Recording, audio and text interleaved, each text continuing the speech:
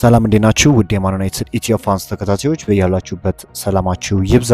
በርካታ ስፖርታዊ መረጃዎችን ወደ እናንተ ይዘን መጣን። እስከ ፕሮግራማችን መጠናቂያ ድረስ አብራችሁን ቆዩ። የስፔኑ ክለብ ሪያል ማድሪድ ጥያቄዎችን ለማዳመጥ ፈቃደኛ እንደሆነ እየተገለጸ ይገኛል። ሪያል ማድሪድ የአማካኝ ክፍሉን እንደገና ለማደራጀት በማቀድ ለተጫዋቹ ኦርሊያን ቹዋሚኒ የሚቀርቡ ጥያቄዎችን ለማዳመጥ ፈቃደኛ መሆኑ ተገልጿል። ተጫዋቹ በማንቸስተር ዩናይትድ ዘንድ ፍላጎት ሊያሳድርም እንደሚችል እየተገለጸ ይገኛል። ለበርካታ ጊዜ እንግዲህ ስሙ ከማንቸስተር ዩናይትድ ጋር ሲያዝ እንደነበር ይታወቃል። በሪያል ማድሪድ ቤት ያለው ነገር ይታወቃል እና ጆዜ ሞሪኒዮ ክለቡን እንደገና እየገነቡት እንደሆነ የሚታወቅ ጉዳይ ነው። ታዲያ የኦርሊያን ቹዋሚኒ የፈረንሳዊ ተጫዋች ከሪያል ማድሪድ የሚለቅበት እድል እንዳለና ማንቸስተር ዩናይትዶች ደግሞ እንደዚህ አይነት እድል ካጋጠማቸው ተጫዋቹን ያለማመንታት የግላቸው ለማድረግ ይሰራሉ ተብሎ እንደሚጠበቅና ይህ ተጫዋች ደግሞ በማንቸስተር ዩናይትድ የዝውውር ራዳር ውስጥ የተካተተ ተጫዋች እንደሆነ ይታወቃል። አሁን ዩናይትዶች እየሰሩ ያሉት የማቴዎስ ፈርናንዴዝን ዝውውር ለመጨረስ ነው። እንዲያውም ማንቸስተር ዩናይትዶች እንግዲህ በመጪዎቹ ቀናት የዝውውር ጥያቄ ያቀርባሉ ተብሎ ይጠበቃል። ቶተንሃሞች እንግዲህ ተጫዋቹ ላይ ፍላጎት አሳይተዋል። በተደጋጋሚም እንግዲህ ከዌስትሃም ዩናይትድ ጋር ንግግር እያደረጉ እንደሆነ የሚታወቅ ጉዳይ ነው። ዩናይትዶች ግን ለማንቸስተር ዩናይትድ እጅግ ቅርብ የሆነው ጋዜጠኛ ሳሙኤል ከረስት ይህ ተጫዋች እንግዲህ ወደ ማንቸስተር ዩናይትድ ማቅናቱ የማይቀር ጉዳይ እንደሆነ በተደጋጋሚ እንደገለጸ ይታወቃልና ይህ ተጫዋች የጊዜ ጉዳይ ነው እንጂ ወደ ማንቸስተር ዩናይትድ ማቅናቱ የማይቀር ነገር እንደሆነ ነው እየተገለጸ የሚገኘው። አዲስ መረጃ የሚወጣ ከሆነ ወደ እናንተ የምናቀራችሁ ይሆናል። ከአማካይ ክፍል ጋር በተያያዘ ማንቸስተር ዩናይትዶች የማቴዎስ ፈርናንዴዝ ሁኔታ ብቻ አይደለም እየተመለከቱ ያሉት። በነገራችን ላይ ሁለቱንም ተጫዋቾች የማግኘት ፍላጎት አላቸው። ከማቲያስ ፈርናንዴዝ በተጨማሪ አሌክስ ስኮትንም የማስፈረም ሀሳብ አላቸው።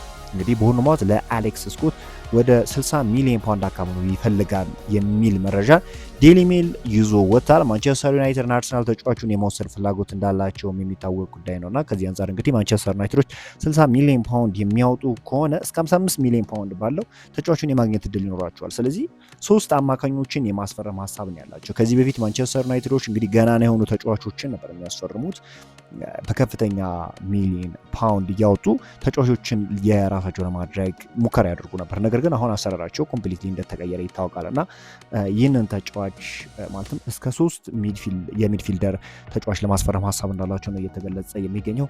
በዛ ውስጥ ደግሞ አሌክስ ስኮት እና ማቴዎስ ፈርናንዴዝ እንደሚካተቱ እየተነገረ ይገኛል።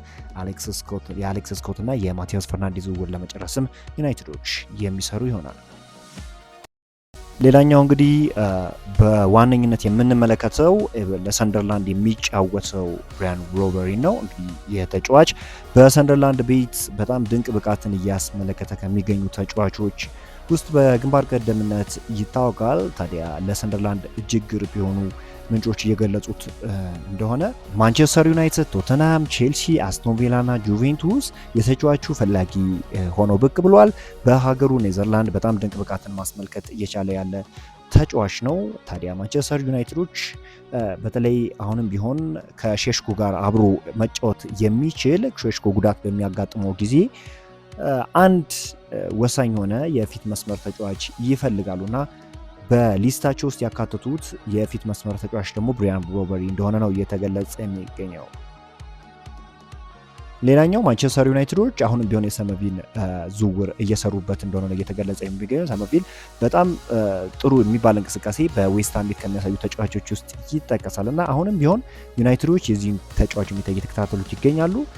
ሊቨርፑሎች በተጫዋቹ ላይ ፍላጎት ነበራቸው። ነገር ግን አሁን የሚወጡ መረጃዎች እንደሚጠቁሙት ከሆነ ከዝውውሩ ራሳቸውን እንዳገለሉና ማንቸስተር ዩናይትድ ብቸኛው ተፎካካሪ እንደሆነ እየተገለጸ ይገኛል። ይህንን ተጫዋች ለማግኘትም እስከ መጨረሻው ድረስ ይሰራሉ ተብሎ የሚጠበቁ ላይ ሌላኛው ማንቸስተር ዩናይትዶች አሁን በቅርብ ጊዜያት ውስጥ ለማቴዎስ ፈርናንዴዝ የዝውውር ጥያቄ ለማቅረብ ዝግጁ ናቸው ተብሏል። እንግዲህ ከእንግሊዝ ማለትም ለማንቸስተር ዩናይትድ ቅርብ የሆኑ የመረጃ ምንጮች እንዳሳወቁት ከሆነ ለማቴዎስ ፈርናንዴዝ ይፋ የሆነ የዝውውር ጥያቄ ለማቅረብ ዝግጁ እንደሆኑ ነው እየተገለጸ የሚገኘው። እስካሁን ድረስ ይፋ የዝውውር ጥያቄ ባያቀርቡ፣ ነገር ግን አሁን እንግዲህ በሚመጡት ቀናቶች ስካይ ስፖርት እንዳወጣው መረጃ ከሆነ ማንቸስተር ዩናይትዶች ይፋዊ የዝውውር ጥያቄ ለማቲያስ ፈርናንዴዝ ለማቅረብ ዝግጁ እንደሆኑ ነው እየተገለጸ የሚገኘው።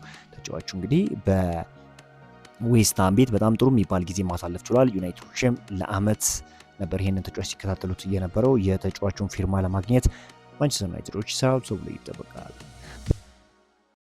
በትላንትናው ዕለት እንግዲህ እንግሊዝ ከጋና 0-0 በሆነ ውጤት መለያየት ችላለች። ኮቢ ማይኖ በትላንትናው ጨዋታ ከተቀያሪ ወንበር ላይ ሆኖ እንዲያሳልፍ ተገዷል። በሌላ በኩል ማርከስ ራሽፎርድ 83ኛው ደቂቃ ላይ ተቀይሮ ገብቶ 7 ደቂቃዎችን ሜዳ ላይ ማሳለፉ ይታወቃል።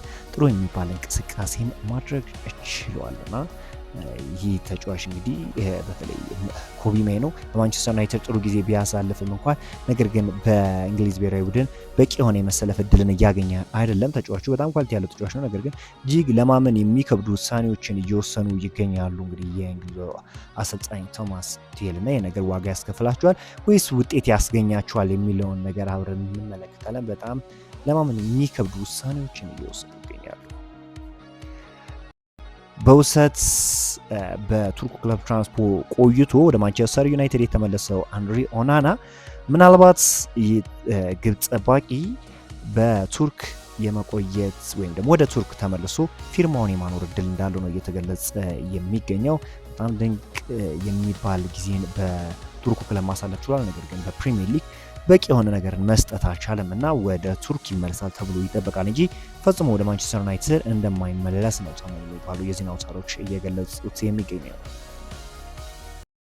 ማንቸስተር ዩናይትዶች እንግዲህ በክረምቱ የዝውውር መስኮት እስካሁን ድረስ በሚገባ እየተንቀሳቀሱ አይደለም። ነገር ግን ካለባቸው ችግር ካለባቸው ክፍተት አንጻር በጣም መንቀሳቀስ ያለበት ክለብ እንዲሁም ማንቸስተር ዩናይትድ ነበር መሆን የነበረበት እና አሁን በተለይ የማቲያስ ፈርናንዴዝ ዝውውርን እየገፉበት አይደለም። አሁን በሚቀጥሉት ቀናት የዝውውር ጥያቄ ያቀርባሉ ተብሎ ይጠበቃል።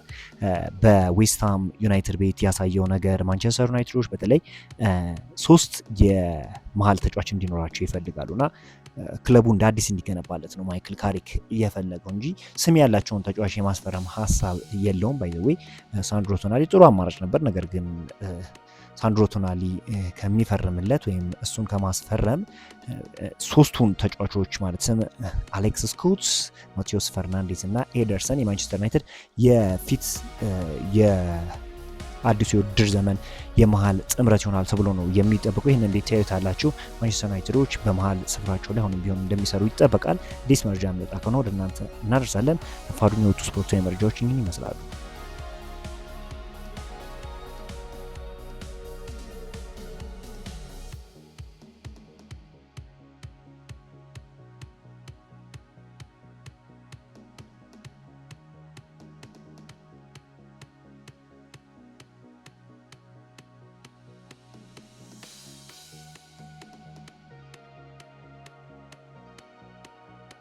አሉ።